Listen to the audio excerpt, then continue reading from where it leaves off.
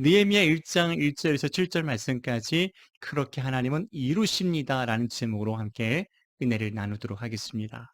함께 읽은 이 본문의 배경은 BC 586년에 바벨론의 침략으로 예루살렘 성전과 성벽이 완전히 해파되었던 유다 멸망의 이후의 일을 배경으로 하고 있습니다. 당시 바벨론의 3차에 걸친 침략으로 이스라엘 대부분이 포로로 잡혀갔거나 죽임을 당했고 살아남아있던 자들도 참담한 세월을 보내야 했습니다. 그렇게 세월이 흘러서 3차에 걸친 포로 귀환이 이루어졌는데 처음 포로로 잡혀갔던 해로부터 70년이 지난 BC 537년에 수룹바벨에 의한 1차 귀환이 이루어졌습니다. 그러나 이미 예루살렘은 70년 동안 사람이 살 수 없는 황폐한 땅이 되고 말았습니다. 하나님은 예루살렘이 멸망하기 140년 전에 예레미야 선지자를 통해서 그들이 70년 만에 예루살렘으로 다시 돌아올 것을 말씀하셨어요. 예레미야 29장 10절에 이렇게 말씀하고 있습니다. 여호와께서 이와 같이 말씀하시니라. 바벨론에서 70년이 차면 내가 너희를 돌보고 나의 선한 말을 너희에게 성취하여 너희를 이곳으로 돌아오게 하리라. 그렇게 약속하시고 말씀하신 대로 그들은 70년 만에 예루살렘으로 다시 돌아왔고 1차 귀환을 통해서 성전 건축을, 2차 귀환을 통해서 종교 개혁을 이룰 수 있었습니다. 그러나 여전히 그들의 상황과 형편은 조금도 나아진 것이 없었습니다. 게다가 성벽은 아직 그대로 무너져 있었기 때문에 어떠한 안정과 삶도 보장받을 수 없던 절박한 위기 상황에 있었던 것입니다. 그렇다고 그들이 원하는 대로 성벽을 재건할 수도 없었습니다. 당시 바사 왕의 허락과 지원 없이는 아무것도 할 수 없었던 상황이었습니다. 그렇게 1차, 2차 포로 기한이 끝나고 당시 바사의 왕궁에서 술 맡은 관원장으로 일하고 있던 느헤미야가 유다와 예루살렘의 소식을 듣게 된 것입니다. 본문 3절입니다. 그들이 내게 이르되 사로잡힘을 면하고 남아있는 자들이 그 지방 거기에서 큰 환난을 당하고 능력을 받으며 예루살렘 성은 허물어지고 성문들은 불탔다 하는지라. 이에 느헤미야는 수일 동안을 울며 금식하고 하나님께 기도했다고 말씀합니다. 본문 4절입니다. 내가 이 말을 듣고 앉아서 울고 수일 동안 슬퍼하며 하늘의 하나님 앞에 금식하며 기도하여 그렇게 고국에서 들려온 회개망측한 소식을 접하면서 마음이 아파 견딜 수 없었던 느헤미야는 수일 동안을 하나님을 향해 통곡하며 울었습니다. 금식하며 기도했습니다. 당시 바사의 고위간직에 있던 느헤미야는 이 소식을 듣고도 못 들은 척, 알고도 모르는 척 할 수 있었지요. 그러나 스스로 고난의 길을 자처하며 민족을 염려하여 하나님을 향해서 기도하며 하나님의 역사에 동참하기를 원했던 것입니다. 그렇게 느헤미야는 하나님의 사람으로서 하나님의 역사에 동참하고자 기도했던 것입니다. 그런 느헤미야를 통해서 하나님은 어떤 일을 시작하셨습니까? 바로 무너진 예루살렘 성벽 재건을 시작하셨다는 것입니다. 그렇게 하나님의 역사로 3차 귀환이 이루어졌고 예루살렘으로 돌아온 느헤미야는 곧바로 성벽 재건을 시작하게 되었습니다. 그렇게 하나님의 역사로 3차 귀환이 이루어졌고 예루살렘으로 돌아온 느헤미야는 140년간 무너져 있던 성벽을 수많은 방해 공작에도 불구하고 52일 만에 재건하는 역사를 이루게 되었습니다. 이 모든 것이 하나님의 사람 느헤미야를 통해서 하나님께서 이루셨던 하나님의 역사입니다. 먼저는 수룹바벨을 통해서 성전 건축을 이루게 하시고 예스라를 통해서 종교 개혁을, 마지막 느헤미야를 통해서는 성벽 재건을 이루게 하심으로 너희를 이곳으로 돌아오게 하리라는 하나님의 약속을 신실하게 지키시고 이루셨다는 것입니다. 그렇게 하나님은 자기 백성과의 약속을 신실하게 이루시고 구원에 행하셨습니다. 지금도 하나님은 그렇게 하나님의 약속을 이루어 가십니다.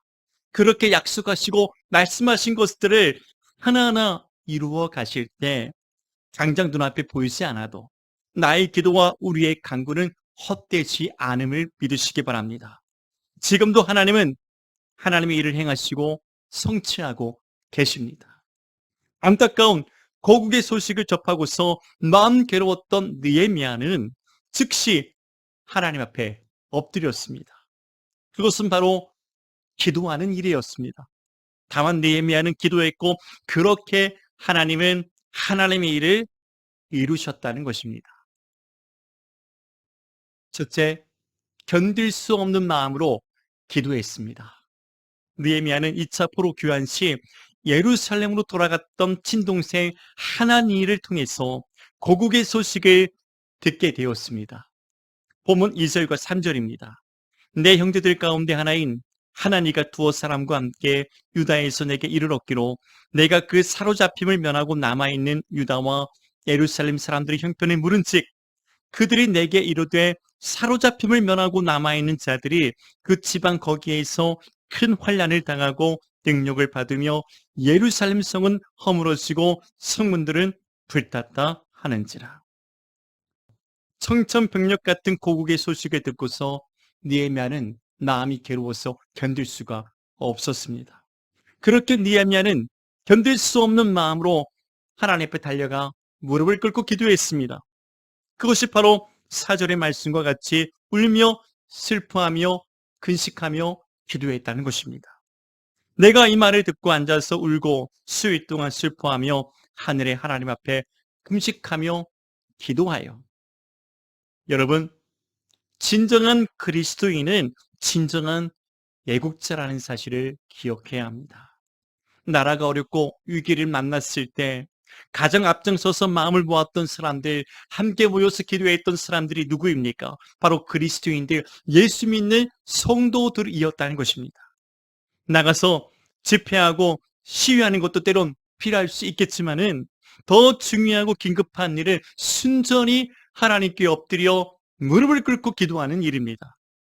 사실 우리가 할 수 있는 힘과 방법이 있을 때보다 더 이상 아무것도 할 수 없다는 절박한 상황과 위기에서 하나님께 기도할 때 하나님은 더욱 큰 능력과 지혜로서 하나님의 일을 행하시고 이루어 가신다는 것을 믿으시기 바랍니다. 모세의 기도, 사무엘의 기도, 다윗의 기도, 다니엘의 기도가 그랬습니다. 우리는 어떤 상황에도 세상적인 힘과 수단과 방법을 의지하기보다 하나님께 겸손히 엎드려 순전히 기도하는 것이 더 중요하다는 사실을 기억해야 합니다. 그런 마음으로 울며 기도하는 일이 우리에게 더 필요한 것입니다. 느헤미야가 당시 왕의 술 맡은 관원장으로서 자신의 지위를 이용하기보다는 하나님께 먼저 기도했다는 것은 정말로 중요한 일입니다. 우리는 내가 어떤 사람이든 내가 어떤 지위에 있든지 모든 것을 아시고 모든 것을 가능케 하시는 하나님께 먼저 기도하는 하나님의 사람들이 다 되시기를 주님의 이름으로 축복합니다. 무엇보다 하나님께 견딜 수 없는 마음으로 울며 기도하는 사람이 되어야 합니다. 느헤미야는 그의 절박한 마음을 금식 기도로 하나님께 보였습니다. 즉 죽음을 각오하고 목숨을 건 기도를 시작했다는 것입니다.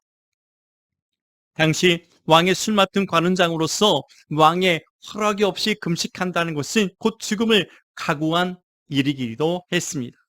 자칫 수척하고 근심어린 신하의 모습에 왕의 진노를 살 수 있었기 때문이죠.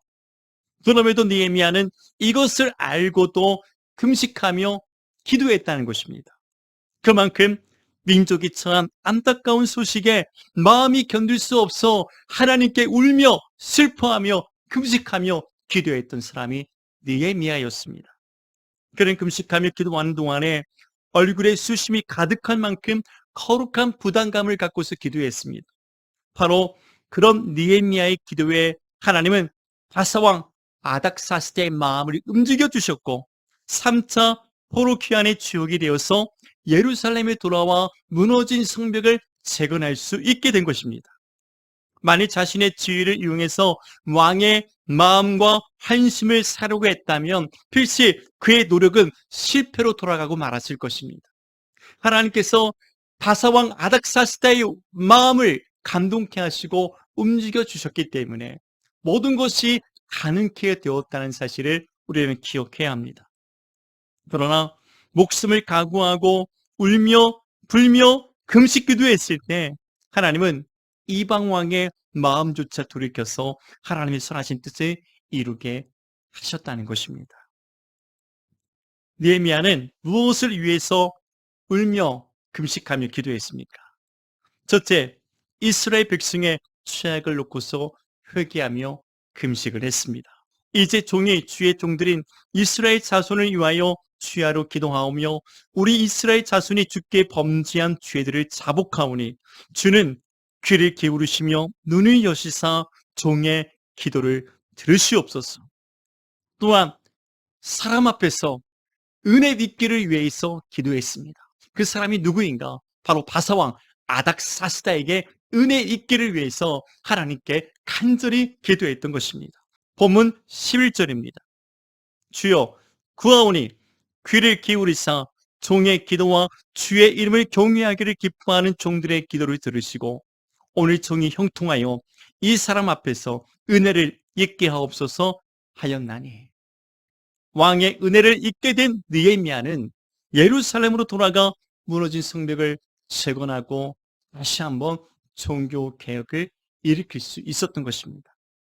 하나님은 이처럼 울며 금식하며 기도하는 사람의 기도를 들으시고 반드시 응답하십니다. 나라와 민족을 위해서 기도하든 교회와 가정을 위해서 기도하든 하나님은 그 눈물의 금식 기도, 견딜 수 없는 성도의 눈물의 기도를 하나님은 보시고 기억하신다는 것입니다. 그리고 그 선하신 하나님의 뜻을 그렇게 이루어 가시는 것입니다.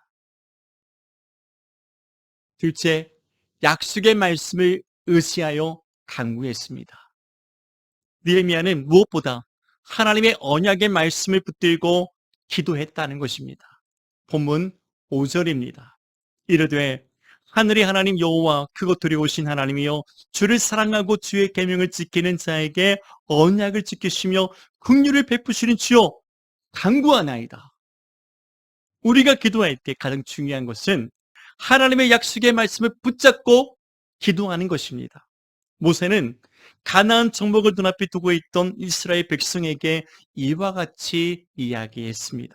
신명기 30장 20절에 내 하나님 여호와를 사랑하고 그의 말씀을 청종하며 또 그를 의지하라. 그는 내 생명이시요 내 장수이시니 여호와께서 내 조상 아브라함과 이삭과 야곱에게 주리라고 맹세하신 땅에 내가 거주하리라.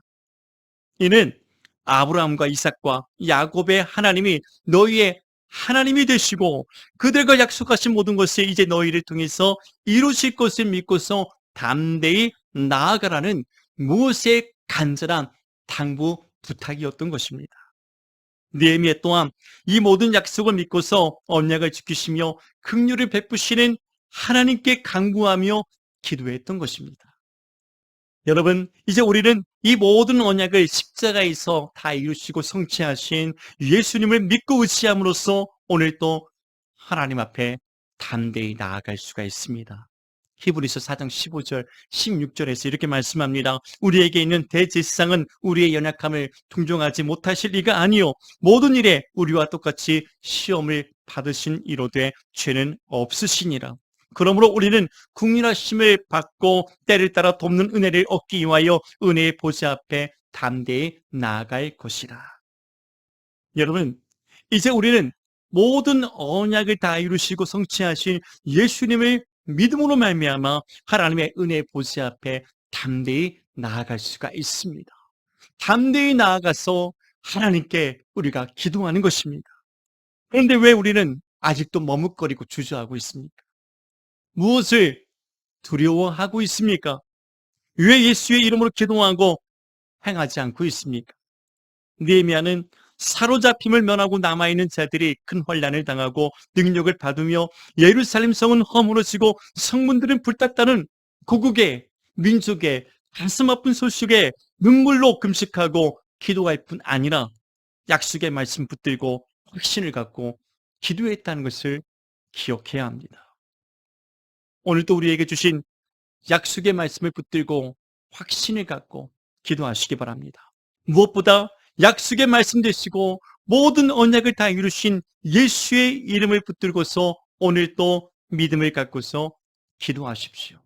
좌절과 절망이 있을지라도 의심이 가고 도저히 이룰 수 없을 것 같은 그런 절망의 상태에 놓여 있을지라도 이제 하나님께서 사람의 마음도 움직이시고 환경의 문도 여시고 하나님의 선하신 뜻을 이루시기 위해서 기도하는 우리를 통해서 하나님은 지금도 일하신다는 것을 기억해야 할 것입니다. 당장 눈앞에 안타까운 이들이 산적해 있고 내 힘으로 할 수 없는 많은 이들이 수북게 쌓여 있다 할지라도 우리의 대장 되신 예수님이 함께 하시면 능치 못할 일이 없음을 믿으시기 바랍니다. 오늘도 우리는 내게 능력 주시는 자 안에서 모든 것을 할 수 있게 하시는 예수의 이름으로 담대히 나아가야 합니다. 느헤미야는 술 맡은 관원장으로서 자신의 직무를 다하면서도 간절한 마음의 기도를 멈추지 않았습니다. 언약을 지키며 긍휼을 베푸실 하나님을 붙들고 기도했습니다. 그리고 마침내 느헤미야의 기도에 응답하사 이스라엘에 큰 은혜를 베푸셨다는 것입니다. 셋째, 날마다 주야로 기도했습니다.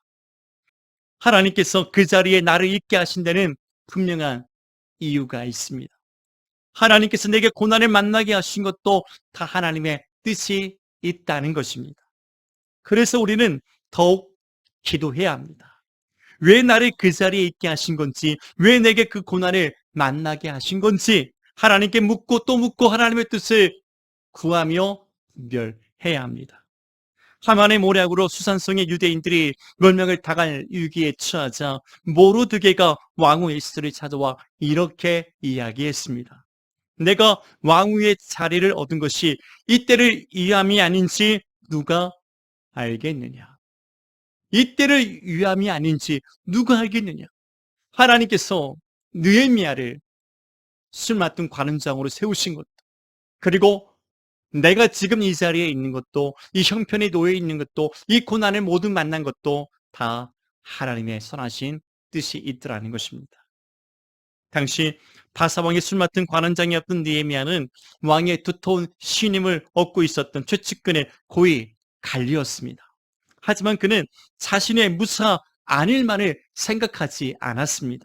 오히려 하나님을 경외하고서 자신의 민족을 염려하며 생각하며 기도했던 사람이었습니다.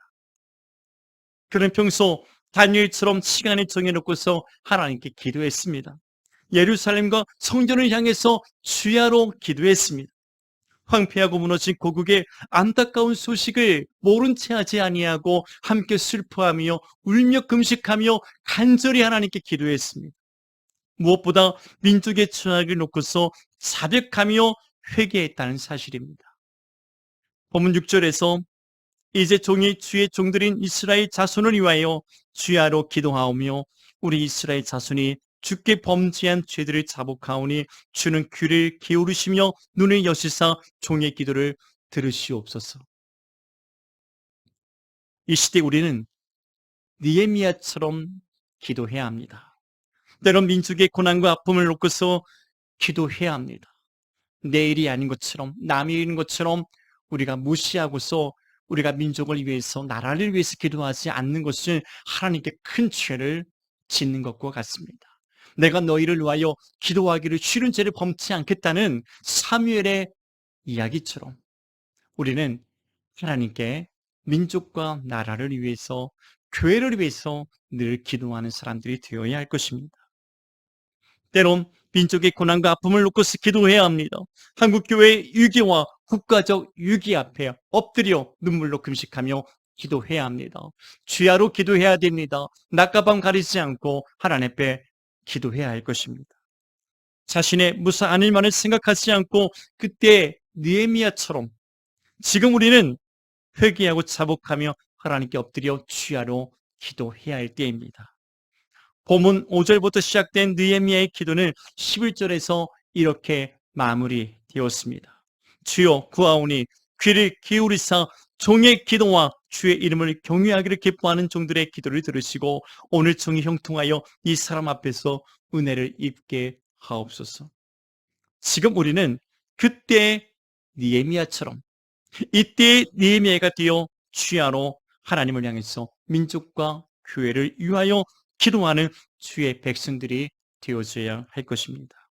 자신의 가정과 무사한 일만을 위해서 기도하는 사람, 내가 섬기는 교회만을 위해서 기도하는 사람이 되어서는 안 됩니다. 더 나아가서 한국 교회를 위해서, 나라와 민족을 위해서, 세계 선교와 영혼 구원을 위해서 날마다 기도하고 기도하는 사람, 그런 사람을 통해서 오늘 또 하나님은 선하신 뜻을 이루어 가시는 것입니다. 바로 그런 느헤미야의 기도에 하나님은 아닥사스다 왕의 마음을 감동케 하셨고 성벽 증언을 위한 모든 준비를 다 마련해 주셨다는 것입니다. 하나님은 지금도 그렇게 하나님의 선하신 뜻을 이루어 가고 계십니다. 영국의 종교개혁자 존 낙슬은 이렇게 이야기했습니다. 기도하는 한 사람이 기도하지 않는 한 민족보다 강하다. 또한 그는 이렇게 이야기합니다. 무릎 위에 놓인 나라는 무기 아래 놓인 나라보다 더 강하다고 했습니다.